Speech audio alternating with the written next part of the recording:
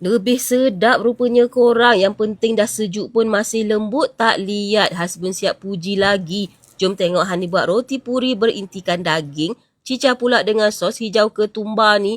Memang sedap. Kita buat dulu inti dia, tumis bawang dengan serbuk kari daging Faiza. Satu jenama 1000 rasa. Kita tumis sampai dia pecah minyak. Lepas tu kita masukkan sos cili, sos tiram. Masukkan daging kisar, kacau-kacau sampai dia masak. Kita letak black pepper, mixed herb dan cooking cream. Akhir sekali kita perasakan dengan garam dan serbuk perasa. Siap dah inti dia. Kita kisar pula bahan untuk sos. Untuk kulit dia, Hani guna roti puri daripada Tishas. Lembut sampai ke hati. Senang ada stok dekat rumah. Boleh buat roti puri daging. Boleh buat kari pap ke ataupun roti puri makan dengan kari. Dan juga sardin. Lepas tu kita goreng, angkat dan toskan. Siap dah korang. Senang sangat kan? Selamat mencuba.